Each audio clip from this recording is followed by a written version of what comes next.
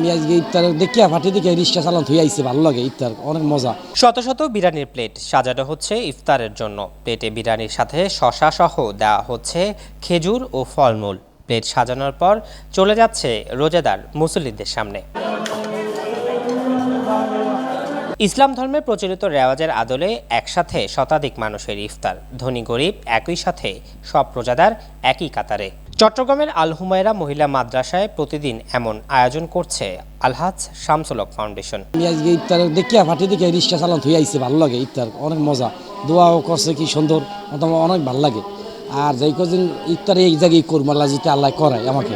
আমাদেরকে সেহরিও খাওয়ায় এবং ইফতারের সময় ইফতারও করায়। আমরা তো এমনি এলাকাবাসীর মধ্যে সবাই তো এখানে থাকি, খাই। ধরো এখানে মাসব্যাপী ইফতারের ব্যবস্থা করা হচ্ছে। আমরা আগেও আসছিলাম, এখনও আসতেছি। সবাই সন্তুষ্টভাবে ইফতার করতেছে, আলহামদুলিল্লাহ, কোনো অসুবিধা হচ্ছে না।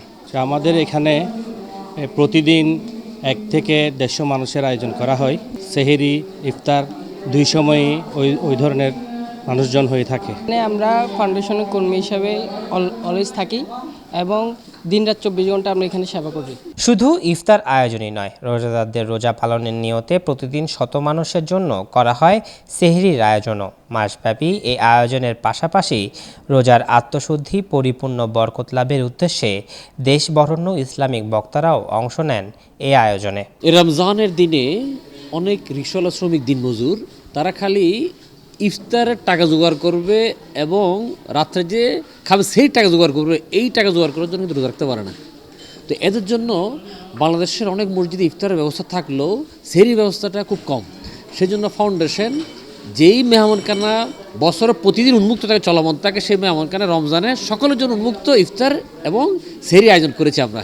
এখানে দলমত সকলেই যে স্থানের হোক না কেন, যে শ্রেণীর হোক না কেন আসতে পারো, সকলের জন্য উন্মুক্ত এই মেহমানখানা। আলহামদুলিল্লাহ, নবী করিম সাল্লাল্লাহু আলাইহি ওয়াসাল্লাম হাদিস ইরশাদ করেছেন, খৈরুন নাস আনফাউহুম লিন্নাস, যে মানুষদের মধ্যে সেই অধিক উত্তম ভালো মানুষ যিনি মানব কল্যাণে কাজ করে। তাহলে আলহাজ শামসুল হক ফাউন্ডেশন যে কাজটা করছে, যে 30 দিন ব্যাপী ইফতার, আমি যতটুকু জানি এখানে সেহরির ব্যবস্থা হয়েছে।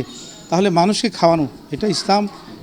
নবী করিম সাল্লাল্লাহু আলাইহি ওয়াসাল্লাম আজ থেকে 1500 বছর আগে উনি নিজেই মক্কা এবং মদিনার মধ্যে মানুষকে খাওয়াতেন। ইসলামের বিধান মতে ডান হাত দান করলে জানতে পারে না বাম হাত। তাই তো ফাউন্ডেশনের প্রতিটি ভালো কাজে নীরবে পাশে দাঁড়ান দাতারা।